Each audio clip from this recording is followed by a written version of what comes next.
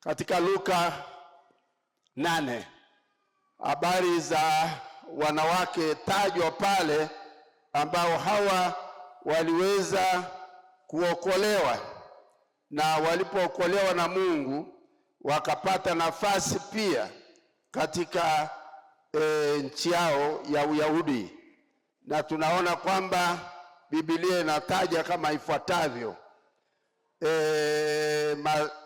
Luka 8 mstari ule wa kwanza na kuendelea kidogo.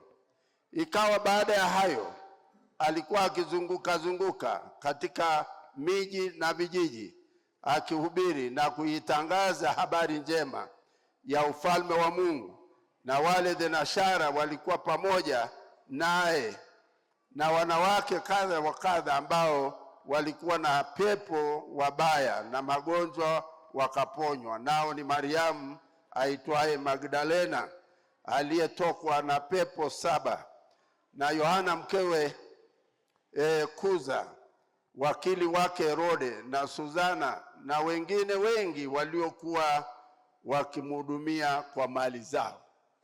Hapa tunaona wanawake ambao kama vile ambavyo hata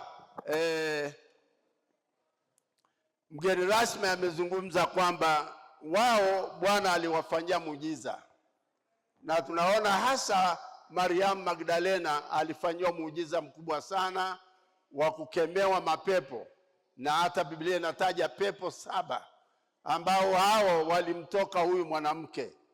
Lakini baada ya kumtoka hakucheza mbali, hakucheza na dunia, hakusahau Mungu. Aliweza pia kumtumikia Mungu na pia kuweza kumtumikia Kristo. Na tunaona kwamba yeye alikuwa wakati wote akiwa tayari kutoa muda mali zake kuweza kufanya kazi ya Mungu. Na hao wanawake tajwa hapa pia wakina Susana na pia Mariamu mwingine, hao waliweza kumtumikia Yesu wakati wowote, mahali popote, na wao waliweza kufanya injili ya Yesu iende mbele zaidi na ikue zaidi. Yesu aliweza kuzungumza katika mikutano ya watu 5,000 na bila wanawake kuhesabiwa, na pia aliweza kufanya injili katika miji mbalimbali, na tunaona kwamba kwa kweli injili ya Yesu ilipanuka kwa haraka sana. Hii ni kwa sababu ya wale wanawake walijitolea sana na mali zao. Sasa na sisi hapa wanawake wa leo tunaulizwa, je, tumefanya nini? Kila mtu kazi yake itapimwa. Katika maisha yako kazi yako itapimwa, na Biblia inasema kama kazi yako itapimwa kwa moto ikateketea, basi wewe hutakuwa na nafasi katika ufalme wa Mungu.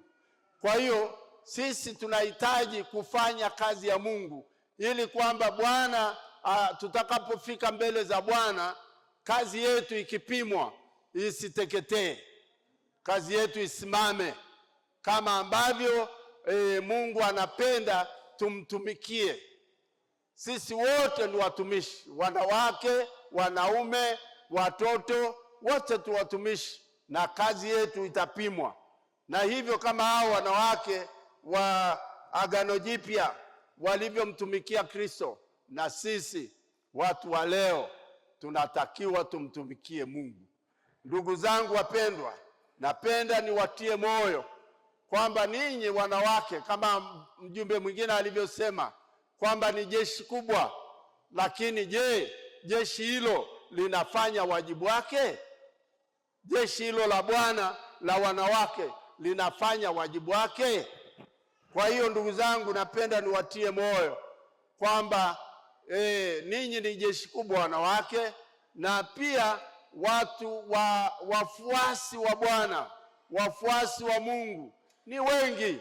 Leo kama kila mmoja atafanya sehemu yake, ulimwengu huu utaokolewa, kama ambavyo ndugu yetu alivyotuambia na ushuhuda wake kutoka Amerika kwamba alikutana na kijana mmoja ambaye aliokoka na akamshuhudia kwamba unapaswa uzaliwe mara ya pili, na ushuhuda huu unatakiwa uende duniani kote, ili kwamba kila wanadamu wasikie habari njema, habari za wokovu wa Bwana, na wale ambao ni wagonjwa Bwana aweze kuwaponya.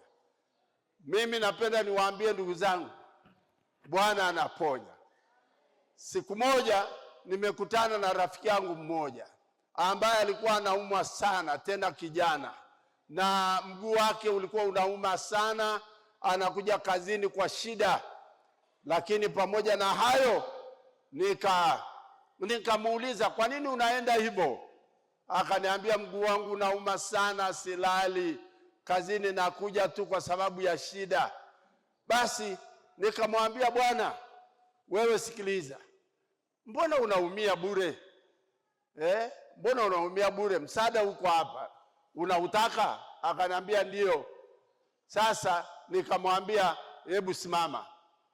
Nikaweka tu mkono pale ambapo alikuwa anaenda hivi, nikamwombea kwa jina la Yesu. Saa ile ile mguu wake ukapona. Mpaka sasa hivi naweza nikampelekeni, tena hayuko mbali. Ukitaka njoo nikuonyeshe huyo ambaye Bwana alimponya bila kitu chochote, ni jina la Yesu, na akapona. Kwa hiyo shida zetu pia lazima tuzilete kwa Mungu, na Bwana akishatuondoa zile shida, sasa tumtumikie. Huo ndio wito wa leo wa mgeni rasmi amewaasa wanawake na nyewe watu wa Mungu, kwamba Bwana akikutendea mema, sasa na wewe amka mtumikie. Mgeukie mwenzako, mwambie Bwana akikutendea mema, na wewe mtumikie. Mpigie Bwana makofi. Kwa hiyo ndugu zangu, napenda niwaambie kwamba msaada wa Mungu upo, lakini ni pale utakapouhitaji. Yesu aliwauliza watu kwa swali ambalo kila siku napenda kuuliza watu. Je, unapenda kupokea kutoka kwa Bwana? Yesu akauliza, je, unataka kupona? Yule aliyekuwa mgonjwa akajibu ndio, na akapona tangu saa ile ile. Shida yako itatoka tu pale utakapokubali kwamba ndio Bwana anaweza. Kama ukikubali kwamba Bwana anaweza, shida zako zitatoweka. Bwana asifiwe sana. Nye vijana, msihangaike sana mkitafuta mali, kwa sababu mtakuwa na uchungu wa maisha. Ninyi fanyeni kazi, baada ya kazi mtafute Mungu. Baada ya kumtafuta Mungu, atakubariki katika kazi yako, na akikubariki katika kazi yako, na wewe mtumiki. Napenda sasa mimi nisiendelee sana, lakini napenda nikuombee baraka siku ya leo, katika siku hii ya wanawake. Kwanza wanawake, Bwana aweze kuwabariki na pia wawe na uzao wa baraka katika familia zao, na pia katika nyumba zao wapate kuwa na chakula cha kuwalisha wale wanafamilia, na pia Bwana aweze kufungua milango kwa ajili ya wanawake wote, ili Bwana aweze kuwatumia na wao kama aliwatumia wale wanawake katika Biblia Luka 8. Na hivyo ndugu zangu, napenda wanawake ninyi muwe na moyo wa kuwatumikia kumtumikia Bwana, na pia kutumika katika kazi ya Mungu, kwa sababu kazi ya Mungu ndiyo baraka yako, na baraka nyingi zinapatikana kwa Bwana. Na wewe, ningependa niseme kwamba pokea baraka kwa Bwana. Pokea baraka kwa Bwana, na Mungu akutumie wewe mwanamke, ili kwamba uwe baraka kwa familia yako, na pia uwe baraka kwa nchi yako, uwe baraka kwa dunia nzima. Mungu akufungulie milango yeyote duniani, uweze kubarikiwa na uwe mwanamke aliyebarikiwa. Mpigie Bwana makofi. Yale yote unayotaka, ikiwa ni fedha, ikiwa ni usafiri, ikiwa pia ni mahitaji katika familia, na pia mahitaji katika watoto na shule ambazo sasa hivi zimekuwa gharama, hii usijali, mtumikie Bwana. Bwana atatumikia familia yako, na watoto wako watakuwa na baraka katika nchi hii, na watabarikiwa na Bwana wakati utakapotambua kwamba Bwana ndiye aliyekupa uhai ulionao, kazi ulionayo, na pia nguvu ulizonazo Bwana ndiye amekupa. Na kwa sababu hiyo mtumikie Bwana na Bwana atakutumikia pia. Mungu awabariki. Bwana awabariki mwingiapo, mtokapo. Na siku ya leo, siku ya wanawake, kila wanawake wabarikiwe na Bwana.